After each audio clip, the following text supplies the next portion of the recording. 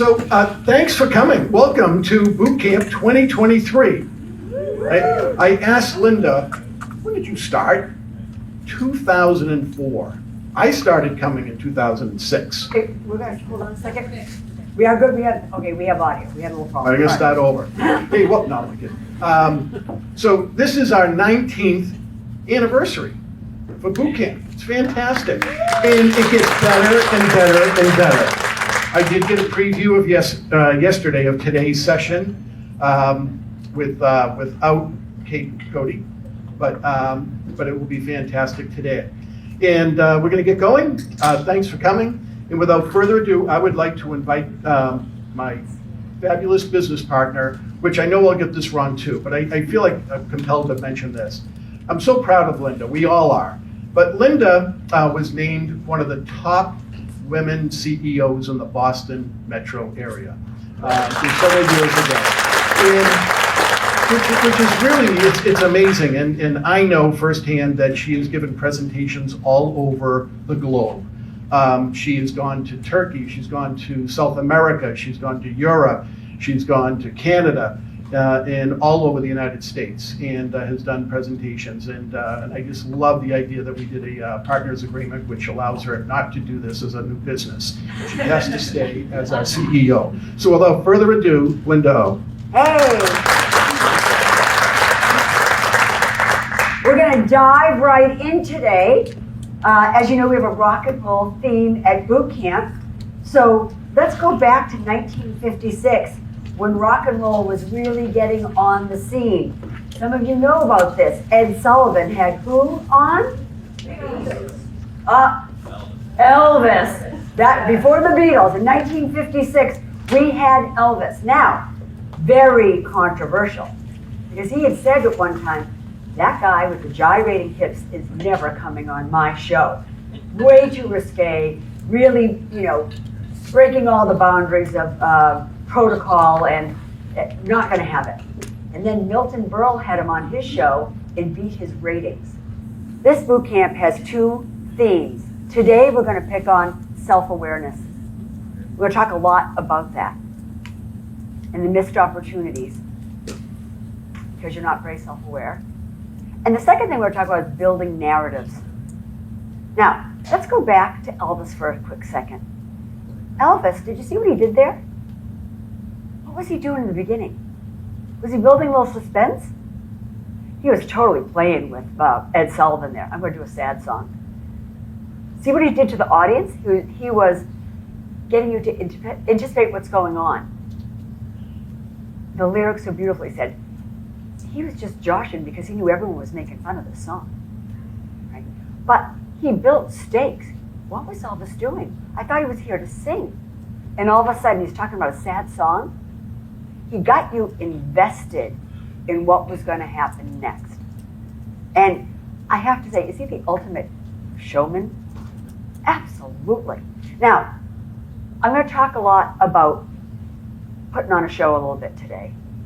But some of the best agents out there are not expressive, and they're not inclined to go running around and put on a big show. But you can have amazing narratives that are extremely impactful. And next week, we're going to talk about delivering things calmly to be more effective. Next week is my favorite boot camp, by the way. So, building narratives, storytelling, we're going to integrate that into what we're doing here this week. Jackson Browne, nothing is more expensive than a missed opportunity. I read somewhere else, opportunities are never lost. It's just they went to someone else. Isn't that true? That is the most expensive thing. They're not lost. Those opportunities were there, but you didn't get them. Now, the single biggest opportunity in the real estate market, I don't care where you are, and I'm going to remind everyone of this. Zillow did a study. I heard this from Earl Samuelson. He's the CEO of Zillow. And they have done a study about people wanting to move. Who wants to move? And never in the history of real estate have they identified more people who want to move. They're saying 12 million people want to move. In 2022, there were 6.1 million sales. That's 6 million people who didn't move. The problem is next year there might only be about 4.8. That's where you're going to get hit because people aren't going on the market. People aren't going on the market, but they want to move. What's going on? In general, it's the 55 to 75 set. They're sitting in their big houses and they're overwhelmed. They can't figure out how to move. All they hear about is there's no inventory, so there's no place to go.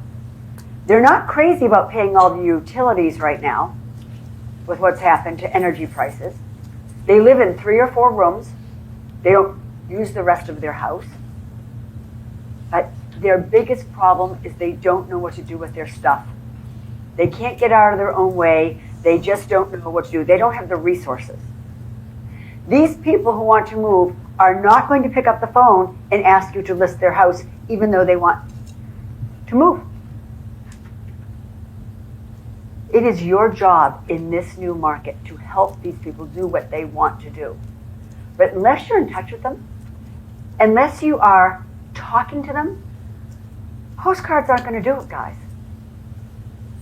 All your marketing, it might open up the doors a little bit, but this is all these conversations you're supposed to be having with people to lead generate.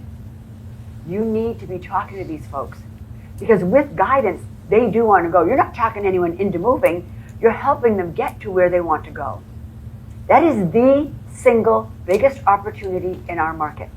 It's been identified. We know it's there. And if you're waiting for the phone to ring, you're going to wait a long time because these people aren't doing it. You know what they want? They want a sexy new kitchen. They don't like their brown cabinets. They're going to be really excited if you can show them inventory. That is beautiful. Beth's working on a big, up in Middleton, she's got Blue Haven, a huge development up there. That's the sex appeal. You can go up there and find something that's all done. They're looking at these houses that need work, that need roofs, that might need outdated heating systems, that have older kitchens, and they want to go to someplace with a view or near their grandchildren. One of the biggest trends right now are people, I had an agent say to me, I love it when parents from out of town show up on a home inspection. Because I know they're going to be moving when those kids have kids.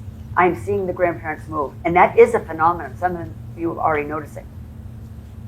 Let your millennial and buyers know that when their folks move to town someday, you're there. Huge, huge opportunity that we don't want to be missing. All right, so we're going to go back to what's been going on in the news lately. Everybody knows about Sam Bankman-Fried, right? Unless you've been under a rock somewhere, you know about Sam. $8 billion has disappeared. Where did it go? I mean, the fraud, the negligence is unparalleled. This is worse than Enron, right? And the public has been watching this, right? He was worth at one time 15.6 billion. Do you know what he did? He had a story. We're talking about narratives. This guy's story was all about having effective altruism. What does that mean? It means, listen, I'm going to help you make money, I'm going to make money, and together we're going to invest it in people who need, we're going to work with foundations, we're going to help the poor, we're going to feed the hungry, we're going to vaccinate people in Africa, whatever it is you need to do. And people loved this story. People wanted to believe him. They wanted to trust him. And people gave him a boatload of money. Now, I'm not suggesting in any way that any of you act like Sam Bankman-Fried, but his narratives changed the course of crypto and FTX at the time. He had a good story to tell. We're going to talk a little bit later about why stories are so effective. Anyone, recognize, sorry, go back. My friend Elizabeth Holmes, Bad Blood, Theranos. She never, not for a minute, had any technology that would take a drop of blood and be able to diagnose all of the diseases that were in your body. But she told everybody she did, and they wanted to believe her. She had a great story. People couldn't wait to invest in this. This is one of my favorites, and it's a little bit under the radar. People aren't talking about Trevor Milton. So I want to show you one of Trevor Milton's commercials. Trevor Milton is going to revolutionize electronic trucking. We won't need diesel fuel anymore. We have new hydraulic batteries that have never been seen. Truckers will be able to, the amount of money that corporations will save on trucking because they don't have to buy diesel was going to be phenomenal. And this was the commercial, his little ad for his investors. Ready?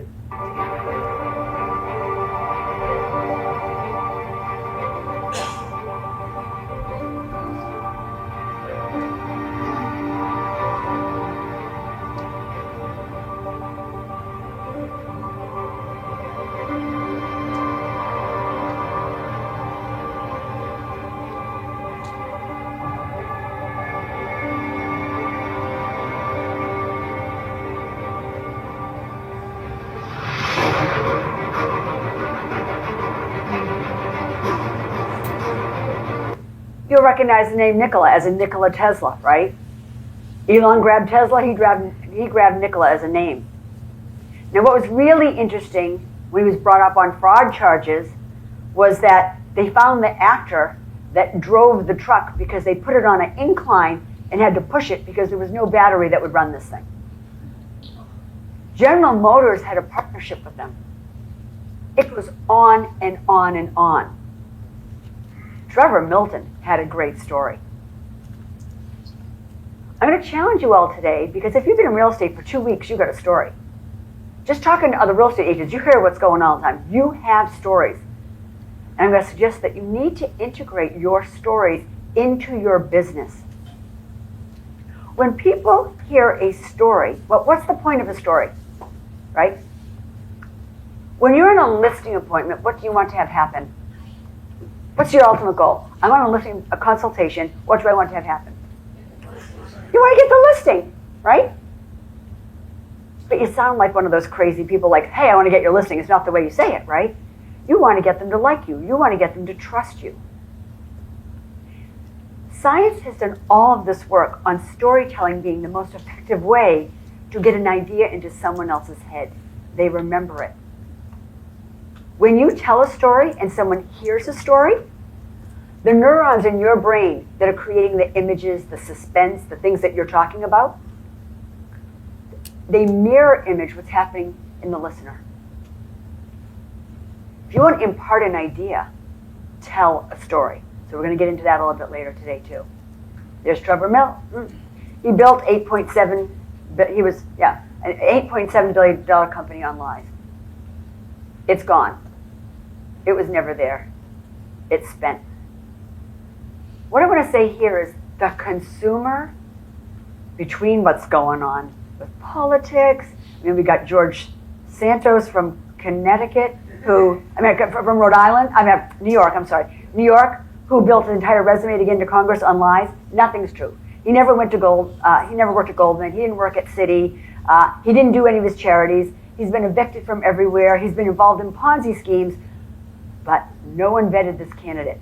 And now he's apologizing, and the Republicans feel like, hey, we need the vote, so they're going to keep him. It works. But the consumer is so tired of being lied to.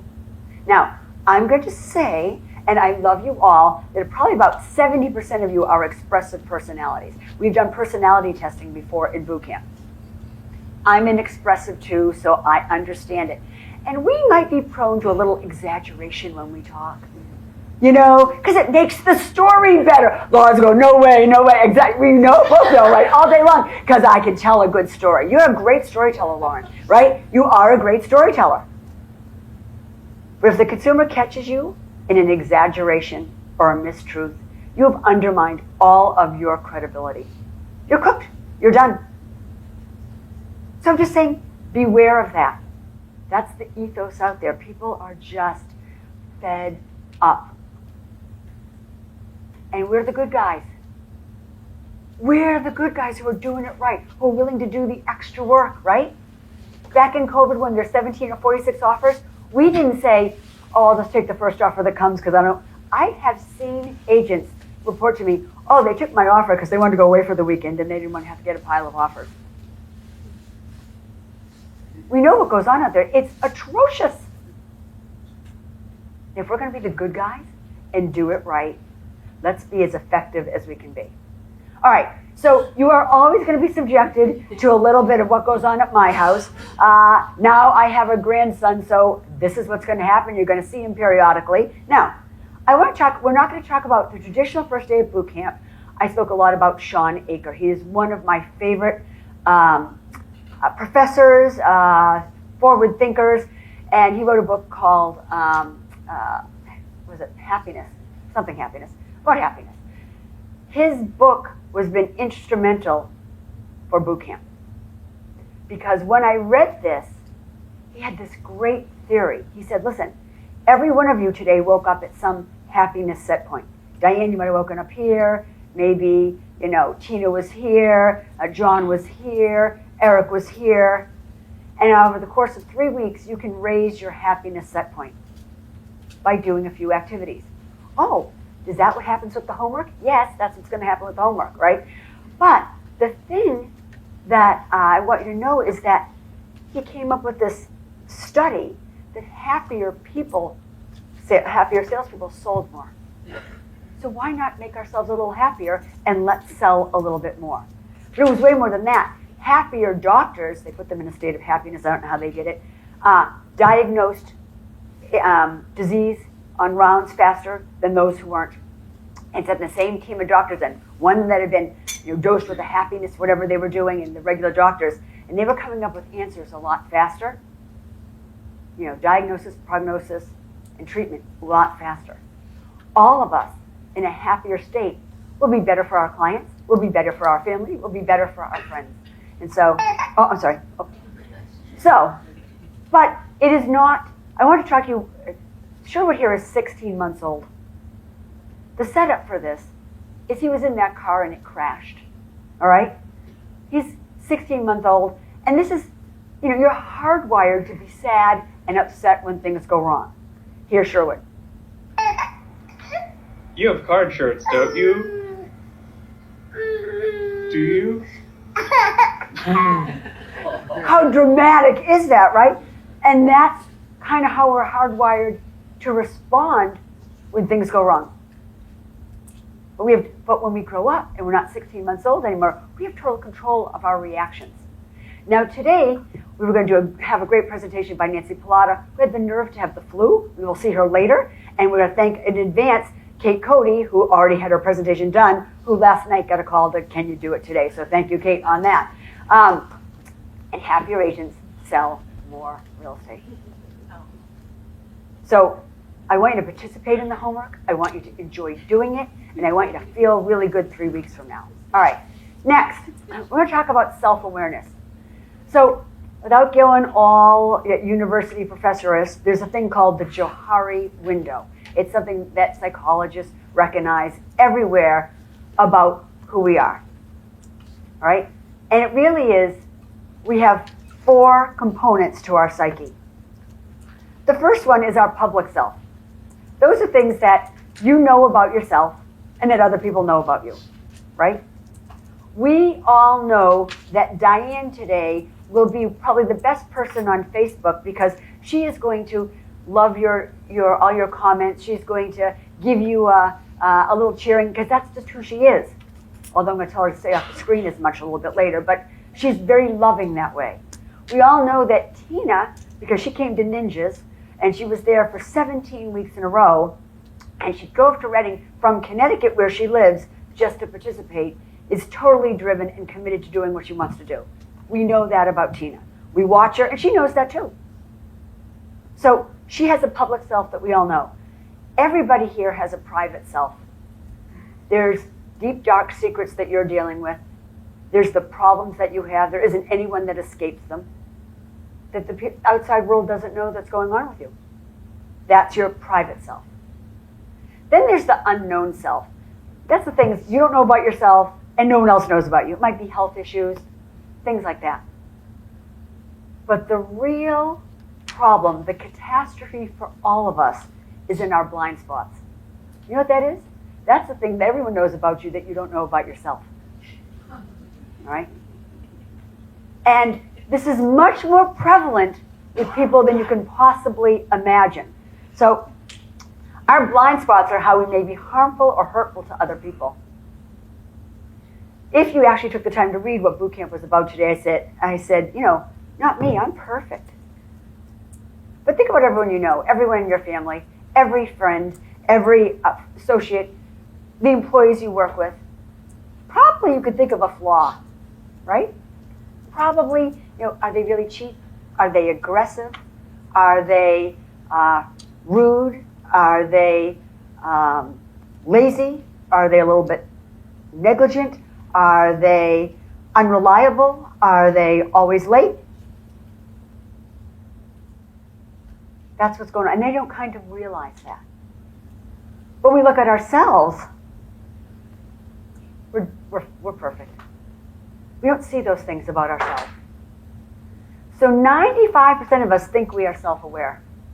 Now these scientists got people together and they actually did, studies with people to see if they understood what other people thought about them. And apparently, I love this, 5% are at least willing to admit they're not self-aware.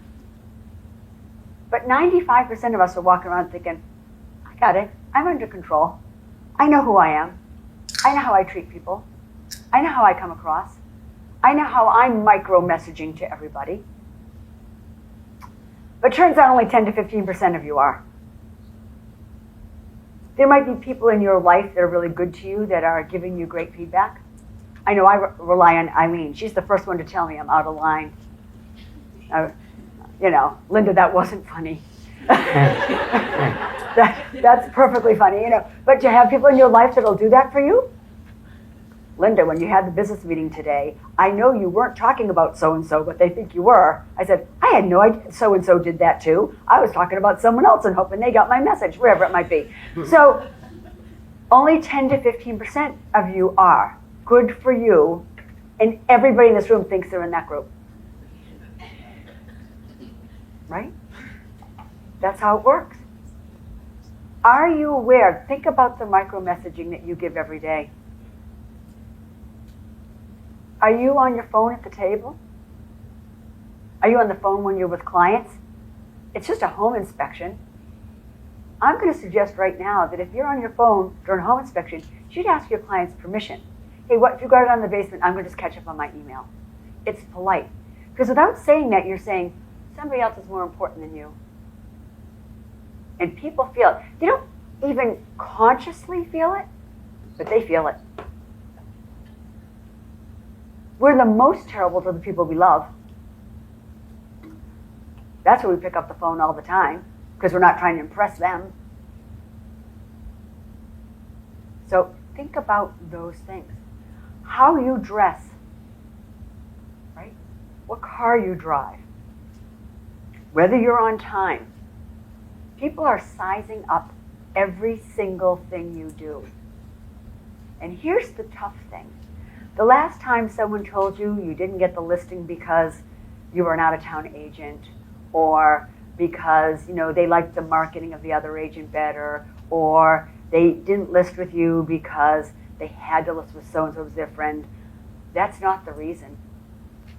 Every single seller will always work in their own best interest, and they will always hire you if you're the best agent for them. They just didn't like you. But they don't want to tell you that, so they give you one of these excuses that we hear all the time. By the way, there are a lot of out-of-town agents selling property. Remember, it didn't used to be like that, but that's the way it is now.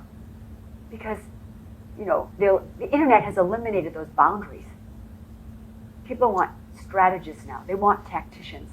They want people who are in their corner. They'll only use the excuse that you need to be local, because you can walk in and know everything about a town. Hey, look at the walk score. You can tell where the yoga studios are, where the dog park is, where the coffee shops are. You should walk in knowing that stuff. That's expected. That's part of your job. All right, here's the problem. When we think we're self-aware, we tend to play our own highlight reel. all of my successes, all the good things I do. It's human nature. Now, I know some of you beat the hell out of yourselves because you did something wrong. There are people who tend to dwell on the, the negative or things that go wrong. And for some, there's a purpose for that. Like, where'd you learn from it? Why won't you do that again?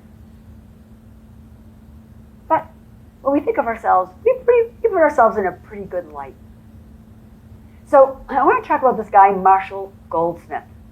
Marshall Goldsmith was a professor, and he did a lot of study. He's the one that developed 360 feedback. Picture this for a second.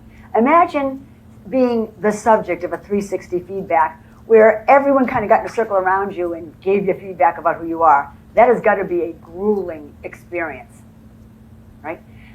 He was personable. People really liked him. He was on the speaker circuit.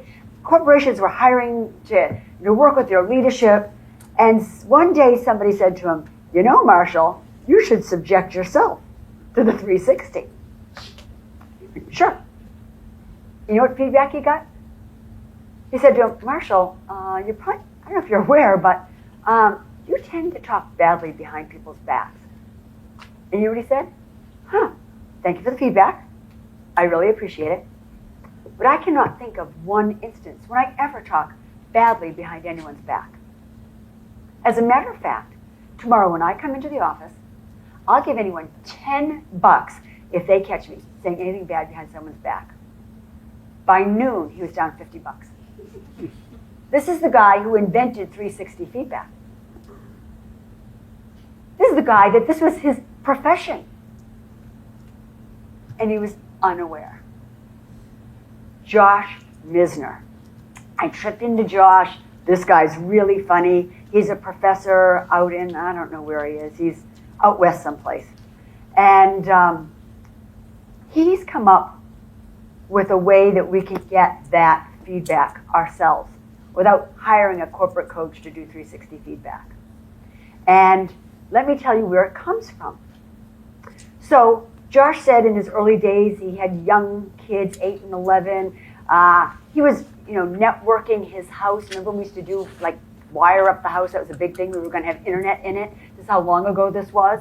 And he had a friend over, and his friend turned to him and said, I hate when you do that. He's going, do what? You tuned out. You completely have no idea what I'm talking about. You're thinking about what you're going to say next, and you're just disengaged from the conversation. He said, I did not. The guy said, you do it all the time. He was shocked, and his wife's over there going, He does it all the time. So he came back with a great retort. He said, if I do it all the time, how come this is the first time I'm hearing about it? And he looked over and said, you don't take criticism very well. And his wife went, He was shocked by that. He was shocked he didn't understand. So he said, I'm going to try this on my kids. He had an 8 and 11-year-old. And he said to the kids, does Daddy do anything that upsets you or annoys you? And the 8-year-old says, I hate when you yell at me. You yell a lot. When I yell a lot? And he talks to the 11-year-old. Yeah, Daddy, you do yell a lot, and it really upsets me. But this is what was brilliant. You know what he did? Or what he didn't do? He did not say, well, you deserve it. You're never picking up your toys. You never make your bed. You didn't obey your mother. You don't come out inside when we call you. You come in from the from school and you dump all your bags and your shoes in the front hall, which is what you're inclined to say. No wonder I yell at you, right? He stood there and took it. He processed it, which is the only way you can learn anything from it. That's really hard to do. It's really hard not to defend yourself, isn't it? So, my friend Josh, you might have read about this in our boot camp lead-up, has designed the Dinner of Truth. I'd love for you to try it. It's not part of your homework. This is totally, do you want to do this? Are you willing to subject yourself to this? Do you want to know the rules for the Dinner of Truth? Well, the Dinner of Truth is, it is a gut-wrenching, potentially life-altering experience. I thought, this is perfect for boot camp. Because why are we here today? Sure, you want to know about the market. You want to be a better agent. But I'm going to suggest to you that the next time your neighbor isn't listing with you, it's because you might have done something that doesn't make you the person they want to work with. And you don't even know it. Anybody here been frustrated by friends, family, acquaintances that didn't list with you or didn't work with you? Of course we are. But they will never tell you why they didn't. But your friends, the people who love you, will. The people who you trust will. So this is what he says. You contact a close friend, family member, or mentor. It has to be someone you know very well who would understand this. You invite this person to share a meal with you. And then you're going to ask, what is the one thing that most annoys you about me? Nothing is off limits. Now you have to assure them that nothing is off limits. And you have to assure them that you will not respond defensively. That you're here with an open heart and that you're here to listen and learn. I thought, wow. Are you brave enough to do it? Do you dare? Maybe you're pretty self-aware and they're going to tell you things you already know about yourself that you're kind of working on. That would be good news. Oh, there's some very concerned people here. Right? I do want to challenge you to think about this. This could be life-altering. It probably, assuredly, will be gut-wrenching. So, back to our friend Marshall Goldsmith. Successful people don't necessarily enjoy criticism, but they welcome ideas for the future. What a nice way to put it. Okay, anyone who's offended by this, I'm really sorry, but Josh, that's the name of his book, right? So I wanted to put it out there, and it dovetails so beautifully into what we're going to do for the homework. So put the effing phone down. But the subtitle is Life Can't Wait.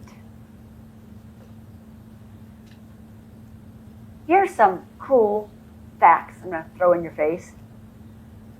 The average American spends 7 hours a day on the screen, which is 42% of your waking existence. I know you're good agents. I know you're emailing, and I know you're talking on the phone. That is a lot of time. Can you honestly ask yourself if all the time you're spending on the phone is worth it? Are you growing? Are you learning? Sure, you're being entertained. Remember that there are graduate students right now in Stanford MBA programs who are doing nothing but learning how to manipulate your brain and grab your eyeballs. That's what they want. That's where the money is. Anybody ever get caught in one of those Instagram or Facebook things where someone's going to do something, it takes them forever to do it? They're just stealing your time. So much of this is stealing your life. Now, I know, probably no one here has anything they've been mean to get to. Things on their to-do list. People that they've been mean to contact. Do you have good friends you haven't talked to in a while? Do you have relatives you really owe a call to? A visit to? The number one complaint I hear of agents when we suggest they do lead generation or do things, I don't have the time. I'm going to suggest you do. You're wasting it. You're totally wasting it. So much of your day. Your time is precious. I really value my time. I had to start thinking, I think I'm just going to wear the same thing to boot camp. Like, I have a uniform. If you've seen it, like, I'm out of my uniform today, but blue pants, white shirt, blue jacket. Easy to put on. I don't have to think about it. Presidents have done that. They wear a blue suit or a black or a gray suit, white shirt, and then you can pick a tie. I have 90 variations of that, and I have one blouse I like so much I have 5 of them. So it's a clean blouse, just telling you. But that's so I don't have to think. We devote so many of our brain resources to things that aren't necessary. And your brain resources are precious when it comes to creating, problem solving, and feeling good and being healthy. That's my screen time. Let's see, I think Sunday and Monday wasn't a lot. I was probably on my computer working on boot camp all day. And then I was on the phone a lot on Tuesday. That was getting everyone to come to boot camp because you all decide at the last minute. Yeah, you know who you are who signed up yesterday or this morning. How much of our lives are we willing to hand over to entities bent on controlling what we look at, what we hear, and what we see? I'm letting that sit. Am I causing a little pain here? Yeah, because pain will make you change your habits a little bit. So last year's boot camp, which people couldn't believe, and Annette Gregorio still makes fun of me because I had people watching Ted Lasso. It was so fun. I totally got addicted. By the way, the reason I do not own a TV is because I would watch it. So easy to get sucked in. Right?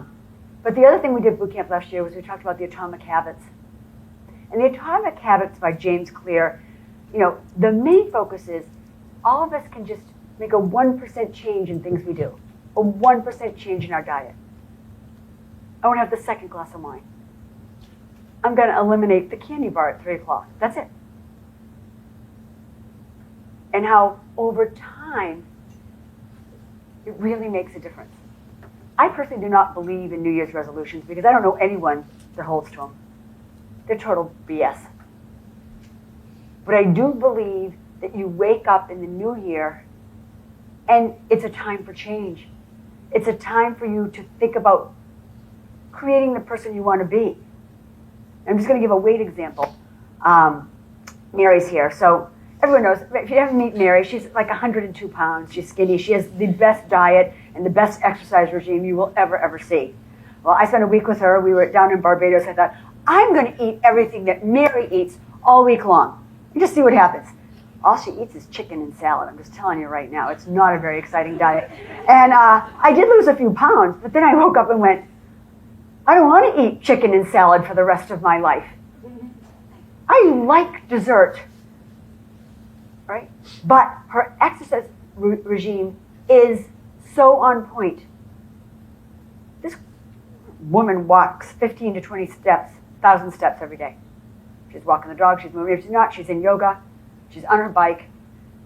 I don't care how busy she is. She's on her bike, she's talking to her clients while she's on her bike with her earbuds in. And when she's on her walk, she has found time to get that exercise in and still work at the same time. The other thing that's really cool, and I haven't done this with Mary as much, but we do it, we're exercise buddies, right? Hey, if we're going to go for a walk in the morning, we're going to go for a ride in the morning, you got to get up and I have to get up because we're expecting each other. I did that with Catherine Clark for years. Listen, if you know I'm coming, you have to get out of bed. And I have to get out of bed because you're expecting me. It's great if you can find an exercise buddy. But at the end of the day, I don't believe you should just go on some crazy diet and try to lose 8 pounds. You should just try to eat at the weight you want to be every day. It's very slow that way. You just kind of can adopt and find things that are delicious. It's the same in real estate. You want to go from being a $3 million producer to a $7 million producer to a $10 million producer. You've got to do the things the 7 and 10 million producer are doing. But what we do is we go crazy with the marketing department in January and we all want to send out postcards and do something, and then we stop. It's that consistency. It's going to be, adopt the way you want to be. Take it, there's so many top agents. I'm looking, Jody's top agent. Look at how many people are, Mary and, Tina's had an unbelievable year. But you recommitted this year. In all fairness, you've had an unbelievable, is this your best year ever? Yes. Yeah. I don't know what happened to you since last year, but you woke up and just decided you were doing it. And we could see it. And every single person in this room has that same opportunity to wake up and say, I'm just going to do it. But I'm going to stick with it, but I'm not going to do crazy. If you decide you're going to make, okay, I know Bill Butler can make 70 calls a day because I just can't believe that. But Bill can do that. And that works for him. He's cold calling. I'd rather chew glass, but he doesn't want to bother people. He doesn't want to bother people he knows and loves as much. It works for Bill. Whatever it is, you got to do something you'll stick with. It's like you got to find the foods that you can eat that satisfy you. And you're only going to do the things you like. Everybody here would have a great business like Bill has. Bill has an amazing business if he made 70 calls a day. But you're not going to be able to last. But he's got an accountability group. By the way, everyone here by the end of boot camp should have an accountability group. You want to stick with something? Was it Katie and Virginia were up in the Andover office? I don't know what you were doing the other day, but I heard things. You get your accountability group. Are you in that group too, Diane? Right? You'll make things happen if you do it with other people. Find your people. This room is full of amazing people. We have a whole group of people from Cincinnati that are on today. You'll find each other too. All right, next. So we interrupt this boot camp for a little commercial. Oh, sorry. This is your homework. You all have your homework page. Usually I hand it out, but I'm going to go over the homework. Because the boot camp isn't, a lot of you think boot camp is coming here today. You think boot camp is about, I'm going to become more self-aware and I'm going to get better at my narratives. Boot camp is about raising your happiness set point, and it is about getting your lead generation done and getting in the right habits at the beginning of the new year. So you'll notice the quote I used. Practice is the deliberate creative process of improving musical ability and of mastering music for performance. Practice for our rock and roll. What is your practice? What is your daily practice? Some of you are amazingly disciplined. Some of you are disciplined ad hoc. Some of you are flying by the seat of your pants all the time. It still seems to work. You got to be yourself, all right? All day long, you have to be yourself. All right, here's our daily practice. I thought that was such a nice word instead of homework. Isn't it much better than homework? All right, our daily practice is to talk to 5 people. If you went through Ninja Selling, they say 10 people a day, 5 days a week, that's 50. But 5 is good. Let's not overwhelm you. But when you're hanging out in your yoga pants at home, drinking coffee, you're not talking to anybody. I've been with Mary at dinner, where she got listings because we talked to the people at the table next door. You got to get out there, and we got to meet them. So you have to exercise. I didn't even say for 30 minutes a day or anything. Just move, get outside. You will love winter more if you're outside in it. Who cares if it's raining? Right? And breathe. Now, I didn't say meditate because that freaks people out. I don't care if you're at a stoplight. Judy Johnson, you say, okay, Linda, I go to the stoplight and I just deep breathe. Deep breathe till you bring your pulse down. It's going to clear your brain. You're going to think a lot smarter, better, and be more creative, and you'll feel better. Who here's got one of those little Apple Watches? I'm addicted to that. You know, that's my other accountability partner. I don't know why every day, if it's 9:30 at night and my bedtime's 8:30, and I haven't closed my move ring and my exercise ring, I'm jumping on the Peloton or I'm walking in the rain because I can't go to bed without closing it. I don't know who's going to look at it someday to see if I've done it, but it's my thing. It's my accountability. What is your accountability? And they shake it up every month. They give you a new challenge. How many exercise minutes this month? How many calories can you burn this month? It's a great little, whatever it is I'm in. The February you had to walk 5 miles a day, that's hard in the winter. But damn it, he told me I had to do it. And we don't back off from challenges. All right, do something to build your business. Kim, this is a tribute to you. I'm not going to tell you what to do to build your business. You can do anything you want.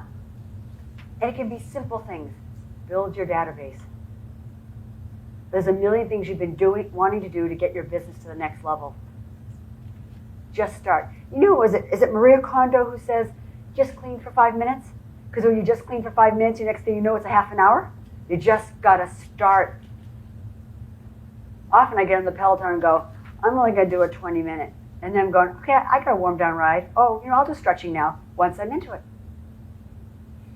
You just got to get started. Now, one of the things in this happiness equation is to be grateful. And we used to do, what are 3 things you're grateful for? But I switched it around. What if you wrote to someone or texted someone to say thank you, to say how much you appreciated them? It brings you up. It makes you recall how nice and wonderful the people in your life are. That's great. How long does it take to send a text of how much you love someone? 20 seconds, 30 seconds, a whole minute if you go crazy? You have time for that. You know what else happens? Sometimes they text you back and they'll say how great you are. Well, your dopamine just got another hit. That's what this is all about. And then, listen, this goes back to the 1950s MIT survey. People who make a plan for the next day, the day before, make more money.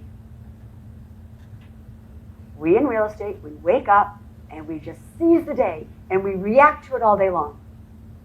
I'll tell you, if you've got things to do, that email you compose is shorter, that phone call is shorter, because you've got things to do.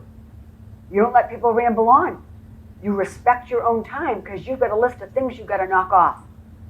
Make a list and put it down in the boot camp homework. Put it on Facebook. By the way, when you do that, whatever Chris Carnevale is going to do tomorrow, David Dalton might say, oh, that's a good idea. I should be probably doing that tomorrow too. That's the collaboration that works right here. So if you're at home, you're in Cincinnati, you're in, I think we might have some folks out in Michigan, do the homework. Everybody should participate. That's where you're going to get a lot out of it. Next, I used to call these points, but I decided to call them money points. I think this goes back to the original first boot camp. I still have agents who wake up every day or go to bed at night going, I made 3 points today. I made 2 points today. And what do I mean by that? We live and die by points. We just don't think of it that way.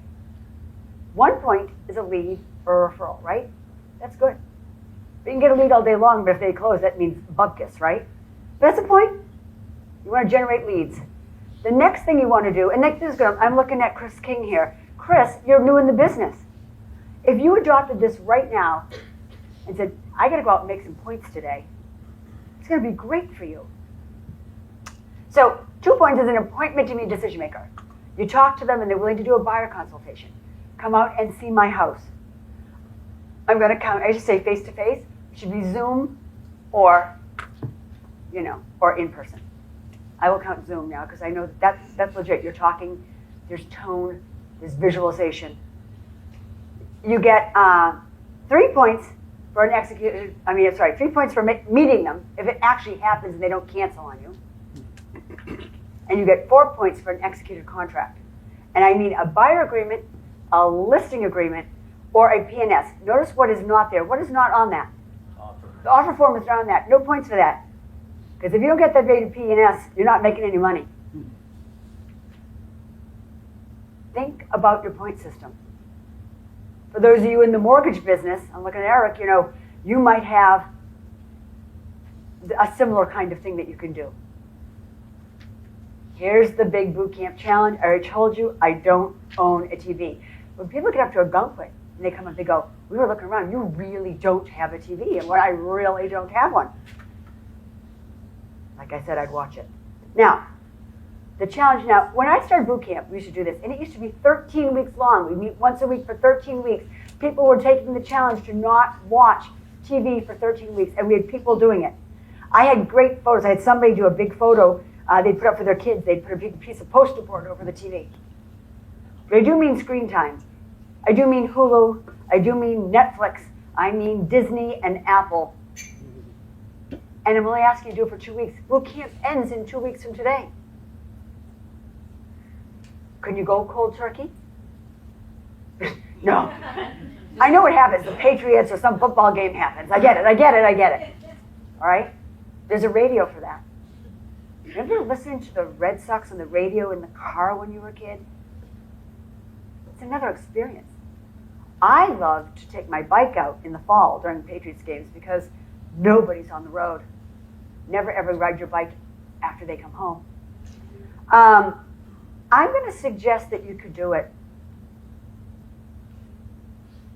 It's going to be life-altering. But what will you do instead? Now, I have people every year when they say, Linda, You know, I've had a long day. I worked hard. I get up early. It's 7 o'clock. I don't want to do any of my to-do list. I don't want to write notes. I don't want to talk to anybody. I just want to watch TV. I'm going to tell you, go to bed. You're tired? Go to bed. Get up and seize the day. Because I know that if I had a TV, this is what happened. The story. When the kids were little, I didn't have a TV. And then my daughter, who is now a lawyer, was like, Mom, none of our friends will come over and visit. That's my son Brian over there. Remember this? And next thing I know, in our house, we had a TV and a DVD, and people were going to Blockbuster, and I was watching Friends. I was like, this is bad. So that was a couple of years, and then yeah, as soon as you left, boom, it's gone. That TV's out. We moved. I said, we're not having a TV. The single most effective thing I've done, because guess what? There's great things to do. There's podcasts to listen to. I'm in a book club now. I'm reading. I'm connecting. That time is being stolen from you. Try it for 2 weeks. Jay, if I just let you watch the Patriots, you're in. I will make an exception for Patriots fans. That's it. It might be the way they've been playing lately. He says they might want to.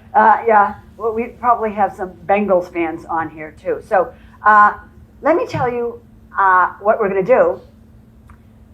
Anybody who posts every single day and doesn't watch TV will be invited to my house for dinner. If you are virtual and you're in Cincinnati or in out of market, I'm going to give you our listing presentation and some of the collateral, because you're not going to be any threat to us if you're in Cincinnati using our listing presentation. But I'll send all that stuff over.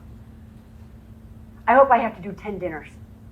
If everyone here would want to come, that would be a blast. If I wanted to give you a little stakes, maybe you're thinking, good God, I'm not doing the homework. I don't have to go to her house for dinner. That's okay too. That's okay too. All right.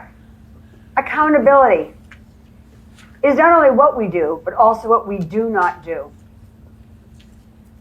for which we are accountable. Those people want to take those photos up. It is not only what we do, but also what we do not do, for which we are accountable. Moliere. All right, I promised a little bit of rock and roll. So I got a little tidbit here. We're going to listen to a little Whitesnake. Ready? And I've made up my mind. I ain't wasting no more time. Ready? All right. We also have boot camp activities. If you're sitting on another planet and you're not in Greater Boston, you can do these on your own. You've got the full list. Everybody's invited and join. The first one, next Monday, we're going to do yoga. And it's going to be all virtual. And I have a very funny yoga instructor. The guy is ex-Army. He served in Fallujah, and he discovered yoga for his PTSD. Do you know the comedian Jim Gaffigan, who does like this self-narration? He's a really funny guy. He went to my alma mater. I love Jim Gaffigan. If you want a laugh, in 2 weeks after you can go on the screen again, it's going to be fun. Now, this is movie trivia yoga, where he's going to totally make fun of the movie I've selected, which is Cyrano. Now, I was very excited about this movie. I watched on airplane. I said, oh my goodness, this is a great movie for boot camp.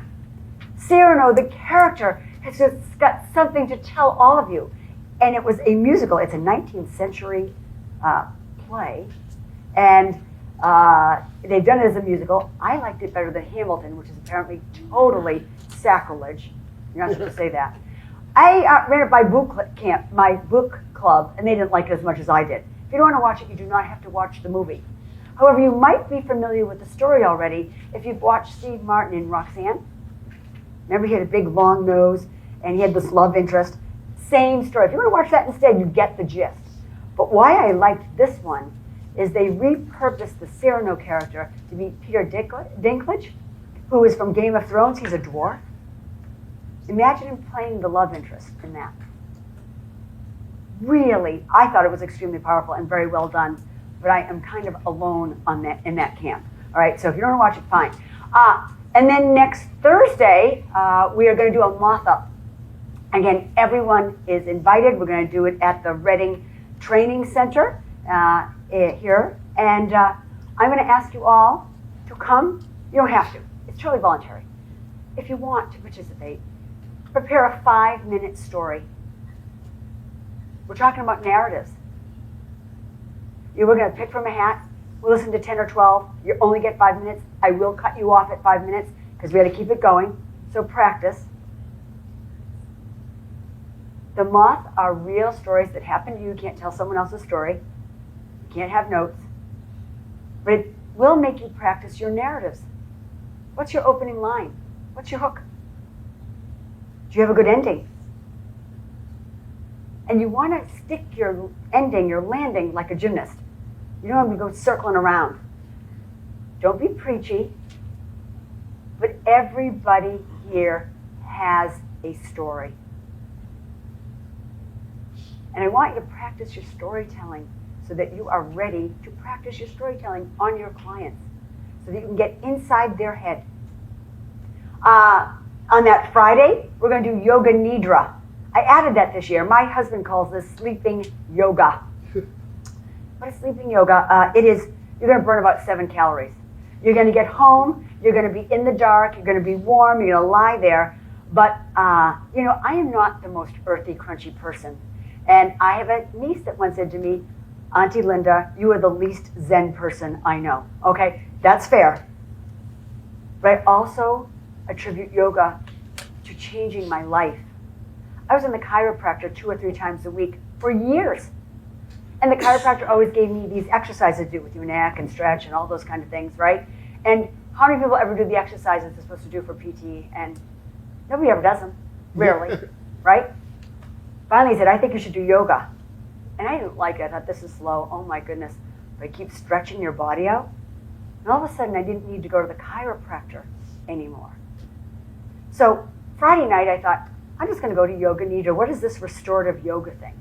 And this woman has got this great voice, and you lie down there, and I'm telling you, people start snoring in the middle of yoga. It is so relaxing.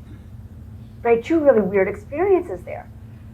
She's going through your body and telling you to just concentrate on it, whatever you're doing. And all of a sudden I had this chill run through my body. And then she said, and you might have noticed a chill going through your body. I'm like, how did she know that was going to happen? Mm-hmm. The other weird experience was, after yoga, we'll go down to a restaurant. And Friday night, I look forward to my little glass of wine on Friday night. I ordered my glass of wine. At the end of dinner, I realized I hadn't picked it up. I think I was just a heap of amazing, just feeling good and relaxed. And they're always a little bit different. The last one I did, she said, okay, we're going to do, basically, it's an hour and a half, but 45 minutes of this Yoga Nidra. You're going to feel like you've had a 4.5-hour nap. I went, okay, I'm in, I did it. When I was done, I had dinner. And then I was like the Energizer Bunny. David's like, can you sit down? I couldn't go to sleep. I had so much energy. So if you're open to new experiences, join us for Yoga Nidra. We are going to walk on the Esplanade. That has become an annual tradition. It's one of our favorite things. People who live in Boston never go into Boston to walk the Esplanade. Come join us. We plan it for sunset. We're going to be there at 4 o'clock. It's going to be great. Walk with us. Because you know what I like about that? First I walk with Ben for 10 minutes, and then I walk with Beth, and then I might walk with Bill, and then I'm with Lauren, and you just get to talk to everybody as you walk around the skyline of Boston overlooking the Charles River. It's beautiful.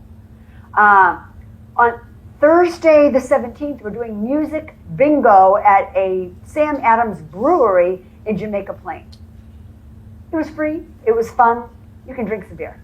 And then on the last event is Thursday, January 19th. We're just going to walk in the fells near my house. It's a shorter walk. The Esplanade's about 5 miles. It's about 3 miles into the fells. Unless I get lost, in which case it'll be longer. Okay, so let's talk about communication.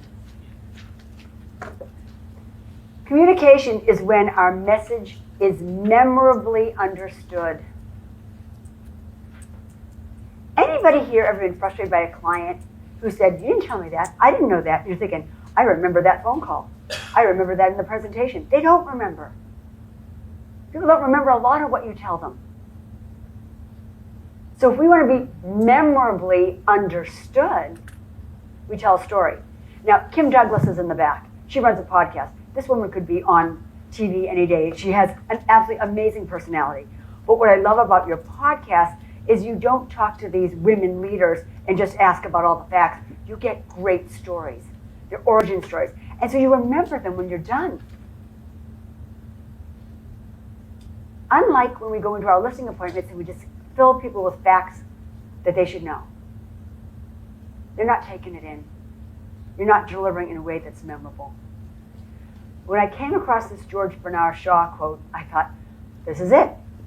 The problem with communication is the illusion that it has been accomplished. Communication isn't what you say. Communication is what someone heard. That's huge. And this is where we go awry. You've got to get some feedback. You have to understand, did you understand what I said? All right. So when you tell a story, like I said, you're starting to connect with people. Their brains, I could go into the science of all of this.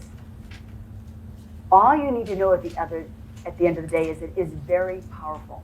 And I started to think, how can we integrate a little storytelling into what we do? What are the stories we can tell that will be effective? And every single one of you has great stories to tell at your next listing appointment. Is your listing consultation dreary and mind-numbing? Is it? Yeah.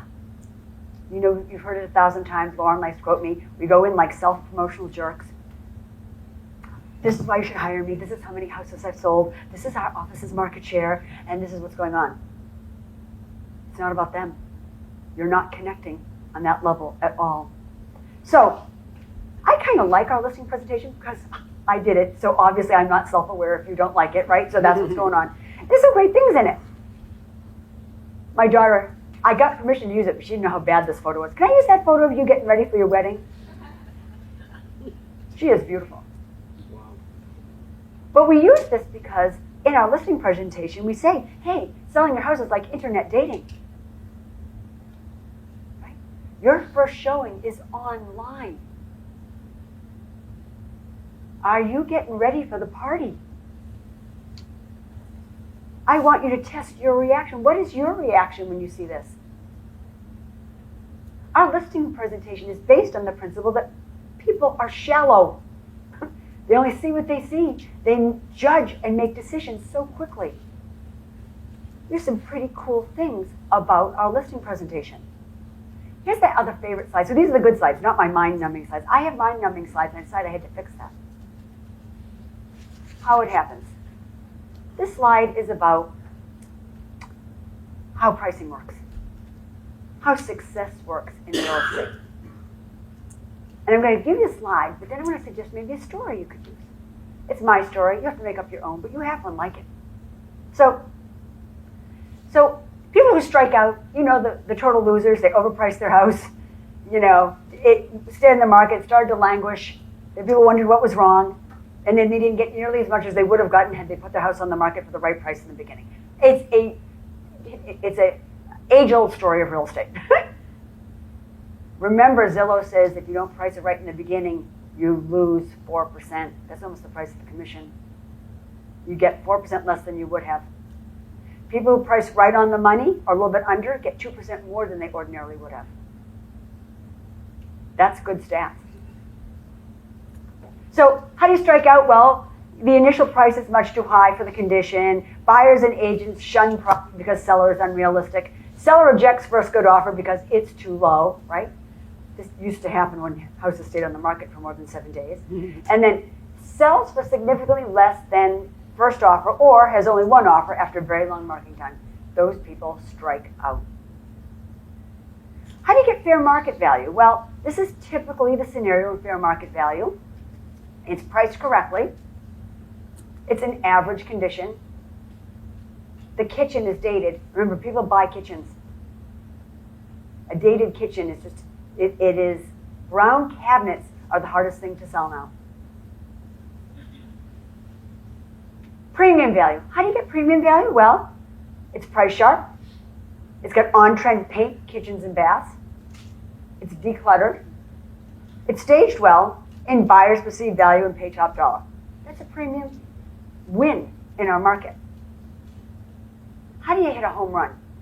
Everybody here can think of 3 houses in their market that just like can't believe it sold for that. This is generally that scenario. Well, the owner and agent masterfully prepare the home for market. They price the property a tad under market value. Sellers do everything their agent tells them to do and have a pinch of luck.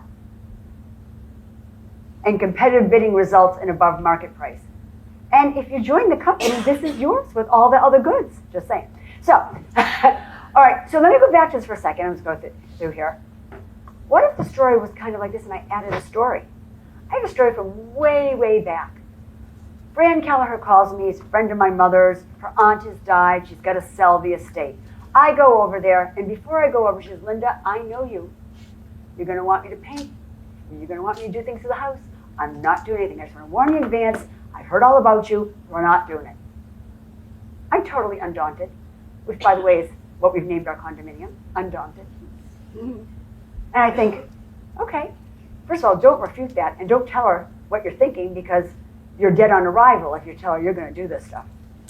So what do? I get there, and we talk, and it's going really well, and she's had other people in, so she knows what the price is.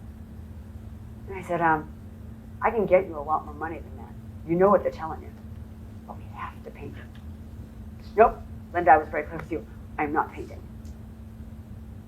I'll pay for the painting. I will pay for the painting, and I will take care of it, and I'll get paid at closing.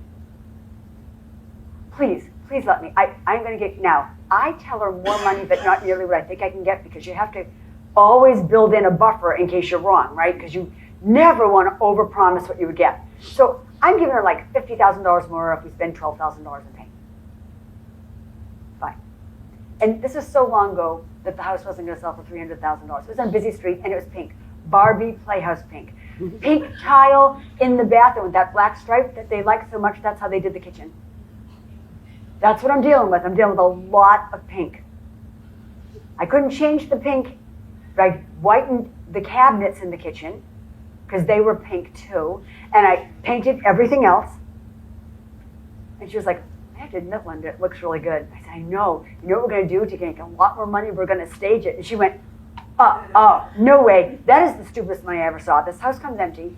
You know, staging is ridiculous. And I said, I understand why you feel like that. I understand what's going on inside your head. This is like burning money. Can I burn my money? I will pay for the staging if you will pay me back.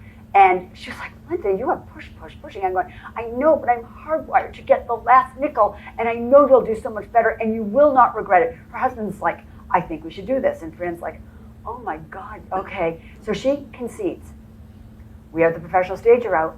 The next call I get after she's seen the MLS photos is, oh my God, Linda, the next time someone doesn't want to paint or stage, you can give them my number. I will be your direct line. I cannot believe this is happening. Her house that nobody thought she could get $300,000 for at the time went for $437,000, right? Which was a lot of money when you think this is so long ago. If you told that story to clients, is that more effective even than a chart? Every single person here has that story in a different version. It's so effective. Now, I still have Fran Kelleher, who people will call. She would still take that call for the team today. All right, I have to get to the next slide. Sorry about that. So, talk about more things. What I want to talk about next is, I do like our listing presentation, but there's a whole boring, mind-numbing section. But I think it is such an important section, I don't want to take it out. So I have to fix this. I have to fix the section that is boring and tell a story. All right, so it starts off here. And first of all, if you've ever watched Bill Butler's classes on negotiation, say what's on their mind. If you can articulate what they're already thinking, then they feel understood, right? And then also, if you admit things that no one else will admit, they like you even more. And this is admitting what's going on. So I say, if you pick a terrific agent from another company, whoever says that, you might pick an agent from another company at a listing appointment. We're afraid to say that. Embrace it. Own it, right? You'll likely get the same marketing. Hey, everyone's doing professional photos, and they'll write a great description of property, and you'll get a 3D virtual tour on Matterport. You'll get floor plans. You'll get lots of open houses. You'll get a broker tour. There'll be proactive social media. There'll be reverse prospecting. We'll use AI, and we can find these buyers. All of these things. Yada, yada, yada. The good agents cover all the marketing bases. Others, not so much. So at least if you're not going to hire me, hire someone good. Because there's a lot of crappy agents that won't even do these basic things. It's a different way to approach it. And then, what we do differently to dramatically impact your selling experience. And what this is ad nauseum checklists of everything that we do.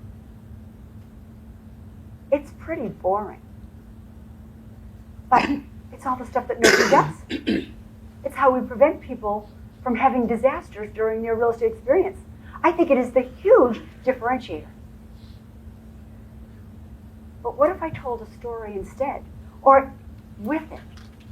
If I said, many years ago when I was just a puppy agent, something really crappy happened to my seller. And I vowed never again to let that happen to any of my clients. This is what happened. This little condo, we have a Wells Fargo commitment. Commitment is passed. It's 2 days before closing. And I get a call from the buyer's agent that says, Wells Fargo issued the commitment, but they've just reneged. I was like, oh, this is not a conversation you can make a call. You have to get in the car right now and get down there. And when I pulled my car up, the moving truck with all his stuff was going out the door. So now I have an empty condo. This was so long ago, we didn't even have staging. If you didn't have anything in there, this condo was going to look really tiny. In 3 days, he's buying his new house in Florida. Whoops. And I had to talk to this guy. Now, I vowed at that time never to let anyone move their stuff out unless I knew the buyer was set. I always call the mortgage company. I need to know right before. How many people here extend the financing date to right before the closing? And this is the stuff that's going to happen more and more with interest rates higher.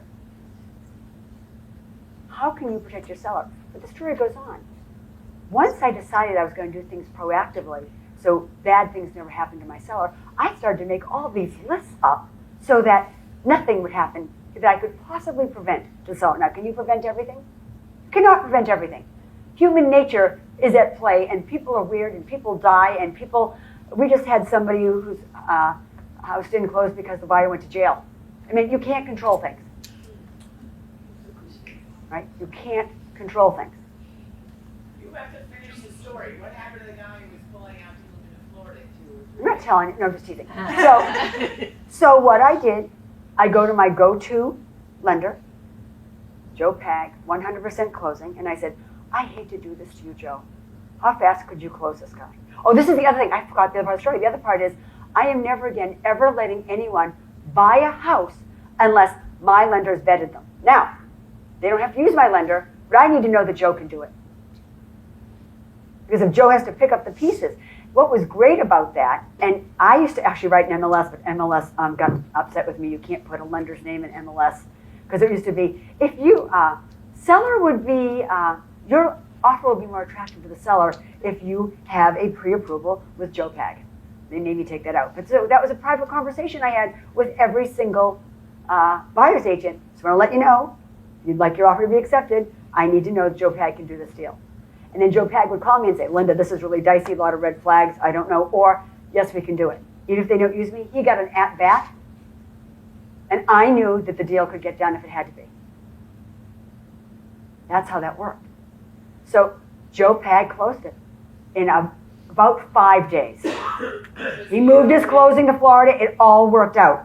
We got our ass saved, which is kind of like I never looked at Wells Fargo again like that, right after that. So here's this exhaustive list that is so damn boring. But now that I've told the story, is it more impressive to look at these aging checklists? Hey, we deploy our crazy, eccentric due diligence so that you don't have the headaches experienced by so many homeowners. Here's a new checklist. You've heard the stories of disaster, catastrophe, and unpleasantness. We'd rather not. Our pre-listing and listing checklists are long and detailed. Frankly, we know that the exhaustive list of items we investigate and remedy in advance are unlikely to all become a challenge. Our checklists have checklists. We know that any one of these items may create a sticky or expensive situation. Rather than keep our fingers crossed and hope for the best, we go on the offensive on your behalf before we market your home. We can avoid inconvenient delays and costly oversights. Our neurotic checklists have been honed to give you the best possible outcome. Homeowners don't think about the behind-the-scenes work. Ask to see what other agents do. We bet their list will be drastically shorter. Or perhaps they will be forced to create one just for you because you asked. Research, research, research. I can't tell you how often my buyers run into issues that could have been avoided if the listing agent on the other side had bothered to do research, check permits, disclose an issue, or pre-resolve problems so they didn't occur. How impactful is that now that they've heard the story? It's an epidemic in our industry. Every time something's not closing, it's because somebody didn't pay attention along the way 99% of the time. All those condos that you get to closing, and then you find out that there's litigation 3 days before closing because they finally filled out the condo questionnaire. These things happen all the time. Don't fear. If you suffer from FOMO, fear of missing out, don't hire us. Our extra work means we try to keep your deal boring and smooth. Working with an agent who doesn't devote their business practices to avoiding problems will be a lot more exciting. It's fun. So, we wish we could promise you a smooth, easy transaction. So like a pilot who warns you that it might be a bumpy ride, we can pre-resolve as many issues as we can identify in advance so you get to where you want to go on time, in good humor, with all your luggage. All right, and with that, our pinch hitter for the day and right on time is Kate Cody. Welcome, Kate.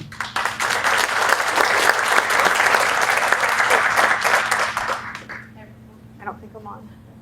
Are you on? Say something. You guys hear me? Okay? Nope. You just turned yourself on. There you're on. All right. Talk loud. Hey everyone.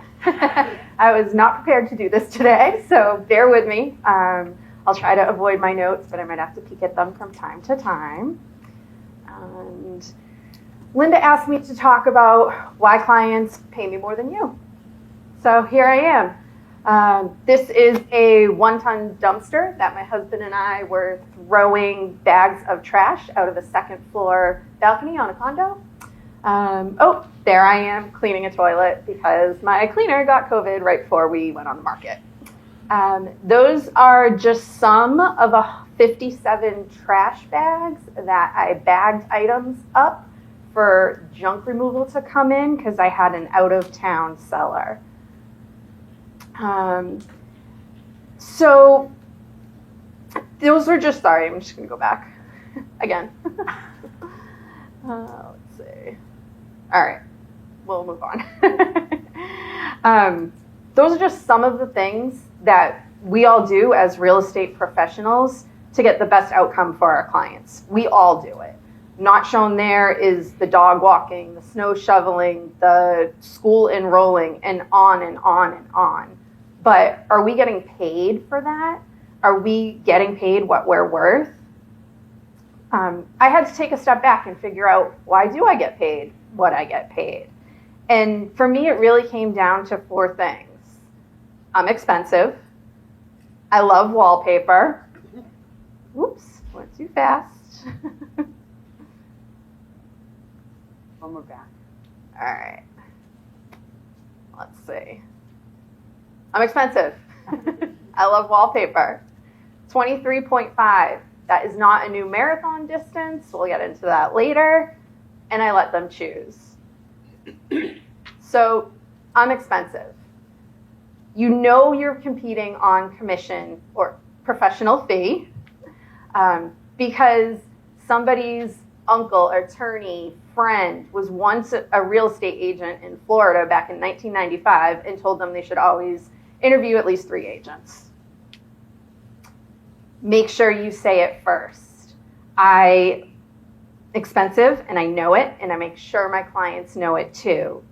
You make sure you're the first person to say it. After a little chit chat, I say, I'm expensive, but the great news is you have options. You can choose what you want to pay me depending on what services you want. I get out in front of them. I've let them know I'm expensive. I'm setting myself up as a luxury brand in their eyes.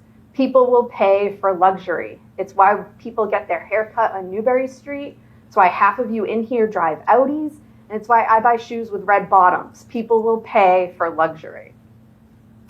The next line is a famous Linda O line, but I use it and it works all the time. I'll probably charge you more and disappoint you on price, but at the end of the day, I'm going to put more money in your pocket. Lastly, sometimes people are going to push back. I had so-and-so in and they offered to do it for X dollars.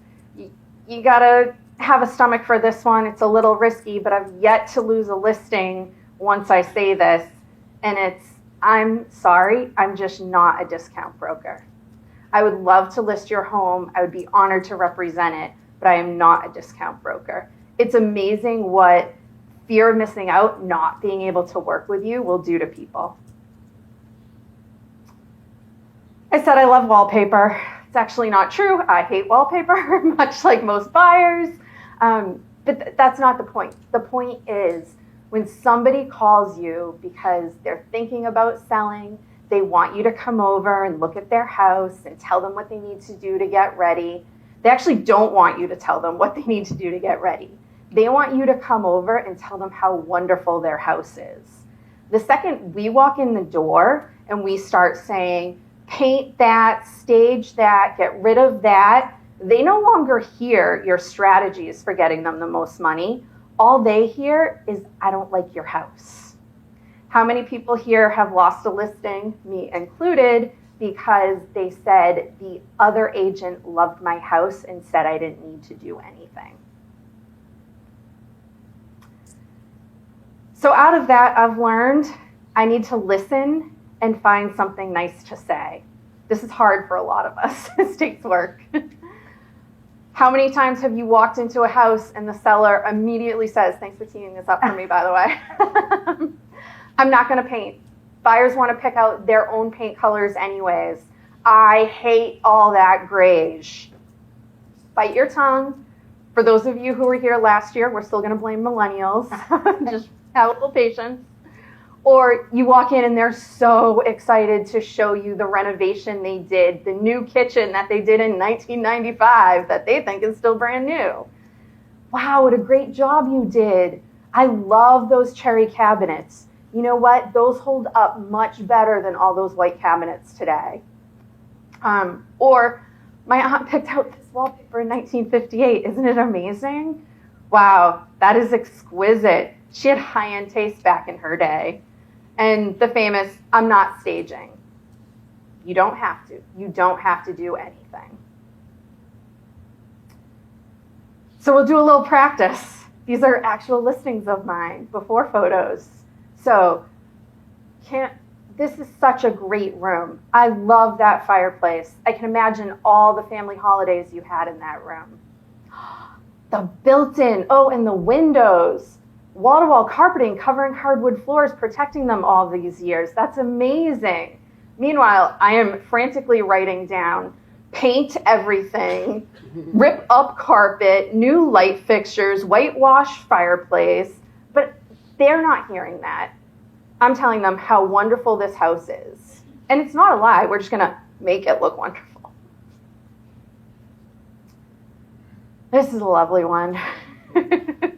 But I am in love with this adorable retro kitchen. I had a really hard time finding something nice to say about this one. And if you could smell it, it was even harder. But wow, that's so great and functional to have a door right by the kitchen out to the backyard. So going back to the 23.5, again, it's not a marathon distance. $23,500 is the average cost it costs me to prep kind of your average dated 2,000 square foot home for market. I'm just going to get a little in my notes. So now we've built them up. We've oohed and awed over their home. Now we offer them a solution that they didn't even know they needed. Sellers fall into two categories. They either love their home so much that they can't see the flaws in it, or they have emotionally and sometimes financially already moved on from their home and they can't even fathom taking anything on. Either way, both of them probably in the last 6 months have called floor plumbers to come out and fix the leaky kitchen sink. 3 of them never even called them back. One of them came out, said he needs to order a part, and then ghosted them, and the sink is still leaking. That's where we come in. That's where we're the solution. But do you have a plumber, an electrician, a stager, a junk removal? But to our clients, it's not junk removal, it's item removal. A floor refurnisher, a personal organizer. Do you have those people in your phone on speed dial? You have their cell phone numbers. Do they know what we do for work? And that sometimes it's urgent and sometimes it's a little job, but in return, we get asked all the time for recommendations for plumbers, electricians, junk removal, floor refurnishers, and they're gonna get ongoing consistent business from us down the road. If you don't have those people, find those people. It's probably somebody you went to high school with, the spouse of somebody at your former job, the parents of your kid's friend. Find those people.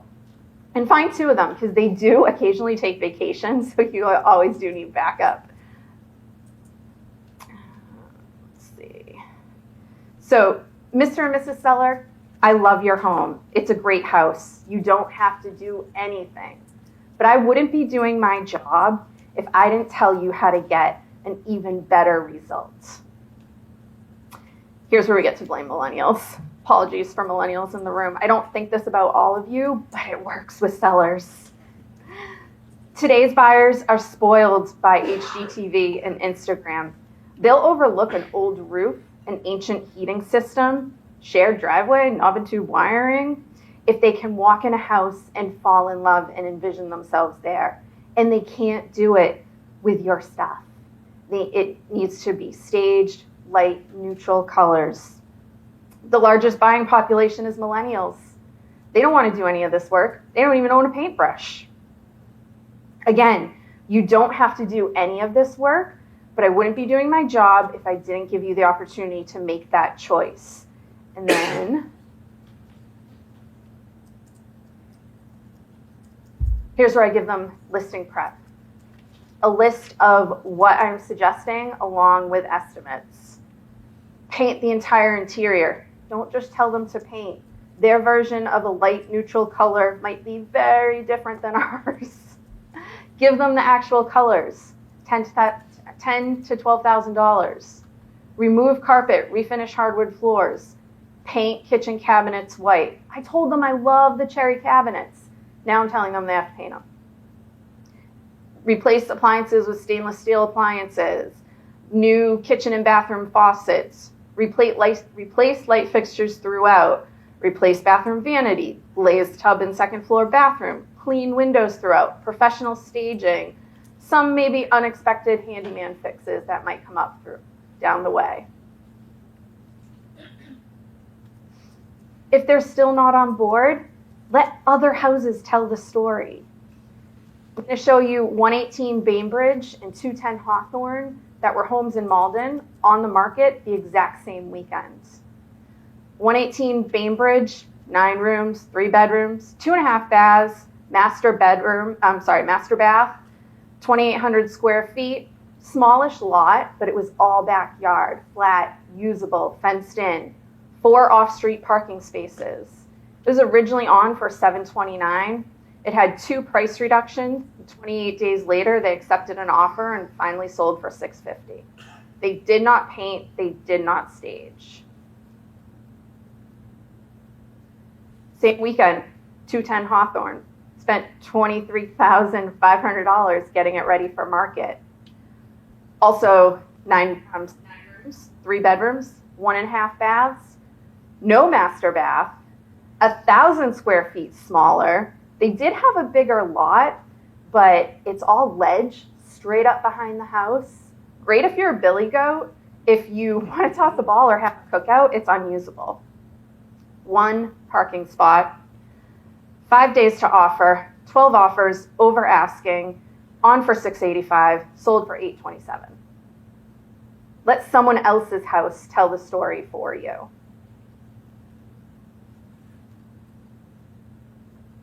Some before and afters. This was our lovely fireplace, wall-to-wall, brown, smelly carpeting. This is the room afterwards. This is a house in Melrose, also magically 2,000 square feet, $23,000 to update. Dining room. Those hardwood floors were living under all that carpet. And the kitchen. We didn't even really do much other than paint and clean the kitchen. We did put down a new floor because it was unsalvageable. I really wish you could smell the difference too. So, but again, you don't tell your sellers they have to do this. You tell them what they're missing out on if they don't. Now you get to say, here's the great part. If you don't want to do any of this, I can do it for you. Make sure you get paid. I just want to back up a second. The seller of this was a single mom, and she was approached by We Buy Ugly Homes. They offered her $250,000, 2-bedroom, 1-bath, to buy her home. She was very tempted to take it, just be done with it, have the cash in her pocket, walk away. Luckily, we got a hold of her before she signed anything with them. She spent about $14,000 on updates, and she sold for $372. After she paid me my higher professional fee, and she paid me back for the $14,000 we invested to do the work, she still walked away with $88,000 more in her pocket than she would have by selling to We Buy Ugly Homes. She has a kid going to college next year. $88,000 for her is absolutely life-changing. But she had emotionally and financially moved on from this house.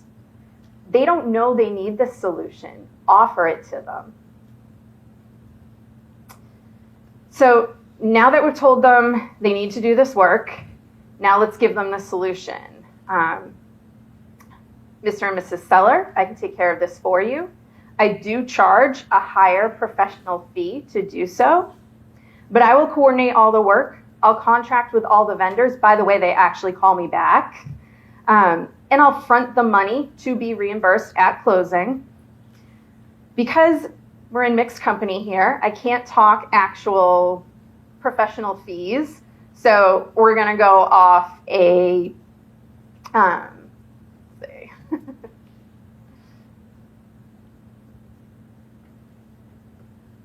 full soundtrack plan. When you give people options, they feel more comfortable about taking the one that's a little bit more expensive. So I usually offer this. This is an outrageous cost. Nobody's ever taken me up on this. I've never seen anyone else offer this. But we throw it out there and say, for the full soundtrack plan, you can have our high quality printed brochures, floor plans, virtual reality Matterport tours, professional photos, execution of our digital marketing strategy, our seller protection documents, seller checklists for closing. Our team will take care of meeting all the vendors in your home. We'll courier all paperwork. We'll schedule the smoke and water inspections. We'll do 3 open houses, 1 broker tour the first week you're on the market. We'll do weekly open houses until the property is sold. We'll cover a staging consultation. We'll oversee all the construction and repairs necessary to market the property. We'll water your plants if you go away. We'll front you the cost of staging and be reimbursed at closing. We'll offer a $4,000 credit towards your staging. We'll purchase both the American Home Shield system and appliance warranties, which are transferable to your buyer. I actually edit this and I don't offer those, but in this changing market, that might be going back in my selection.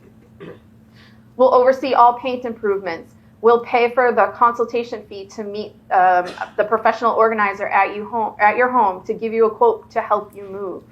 This professional organizer is gonna be your best friend. Know what they charge, meet some of them. As Linda mentioned, the biggest problem we're facing is that over 55 group who they want to move, but they have too much stuff and they don't know how to do it. Bring in the professional organizer for them, offer the solution. Here's the big kicker. We'll cover the oversight and cost of an entire home preparation plan up to $50,000 with a signed note to be reimbursed back at closing. And I say to the seller, you know, I want to show you this because I do offer it, but I don't think it's appropriate for you. You don't have to pay me that much. But you might want to think about this, the half soundtrack plan. Still all the same things, the high quality brochures, the Matterport tours, professional photos. Our team will take care of meeting vendors, we'll courier all paperwork, open houses, staging consultation. We will cover the cost and oversight of an entire home preparation plan up to $20,000 with a signed note and be reimbursed at closing. Then the third soundtrack plan. This is my standard fee.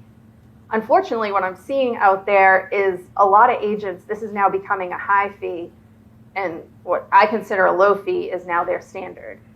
But when I offer 2 options that are even higher than this, all of a sudden this becomes an attractive offer to them. For a third soundtrack plan, we're gonna do all those same marketing things. We'll courier paperwork, we'll handle the smoke and water inspection, we'll do open houses, we'll bring in the staging consultation. We're just not paying for anything up front. And then quarter soundtrack, matching plan. Basically, we'll match the written plan, marketing plan of another agent who offers you this low amount. Kindly share their printed marketing materials with us so we can see the quality. It's not necessary to share their materials if they are simply copy machine printouts of an MLS listing. Now all of a sudden, when they have options, that standard fee and even that high fee compared to the 2 others that are anchoring them on either end seem very attractive. Let's just see. So this is an actual MLS listing photo of my own listing. This was the best angle we got. This showed the least amount of stuff. You know, it's not going to work with every seller to do the updates. Every seller is not going to be able to do that. But what I tell them when they don't commit to that is something has to be compelling. If it's not move-in ready or to millennials' taste, what's the other compelling thing we can offer? And that's price. This was priced probably $100,000 under what I would have priced it at had it not had all that fun stuff. Wait, so was that one of your listings because you were competing against another agent and said for this commission, this is what I'm going to? No, this was a tenant who lived here, so, and they weren't moving out, so this was a condition we got. This was actually a client of mine who I did 5 transactions with in a 12-month period, and he's one of the only people besides my immediate family that gets a discount from me. That's it. All right, thank you. Hey, excellent.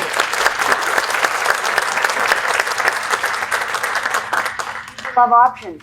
Give people options when you are talking about your professional fee. Anchor high, the middle sounds pretty good. All right, we're going to end boot camp on a couple little quick things. What were some of the stories you heard today?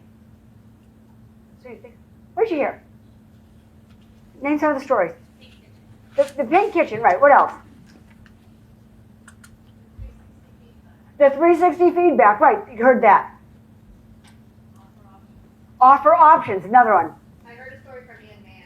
You heard a story from Ann, but you can't repeat it, right? Yeah, we get that.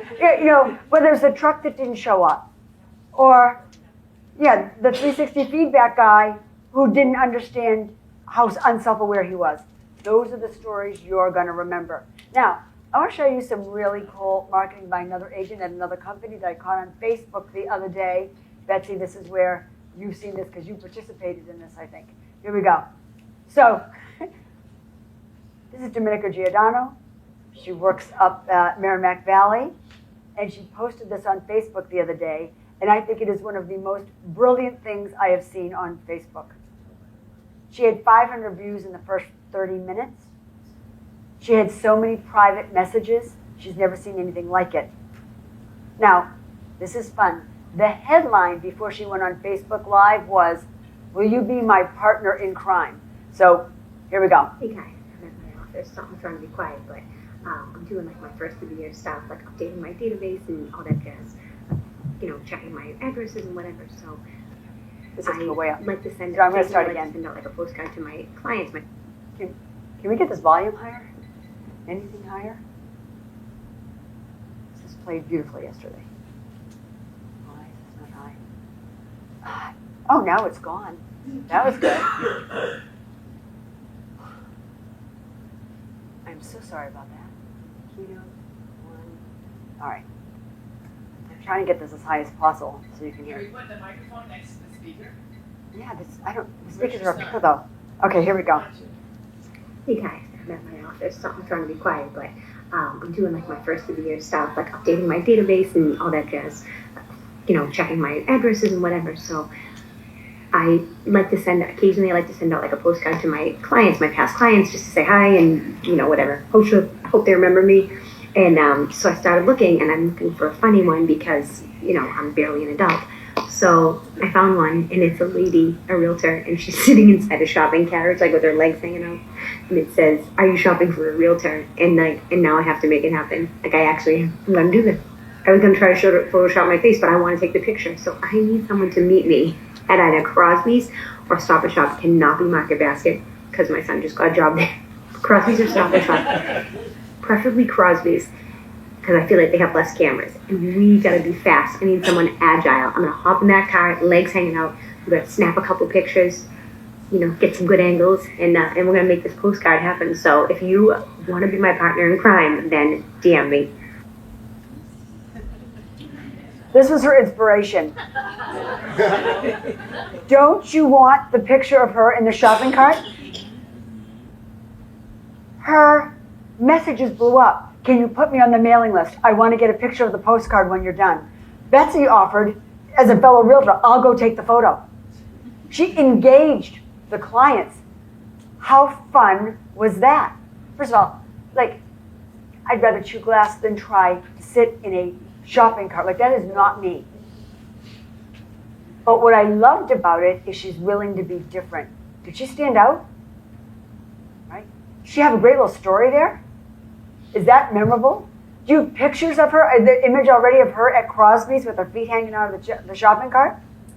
That is amazing. Be bold. Be willing to do something that nobody else is willing to do. Be willing to say, oh my gosh, I already see somebody who might be in a shopping cart. Who knows, right? Actually, yesterday when we were doing the preview, they said, Ann Man's going to be in that shopping cart so fast. It might be. So with that, I hope you had a great boot camp. I want you to really participate. We can't wait to see your stuff this week. Hope you're going to join all the activities.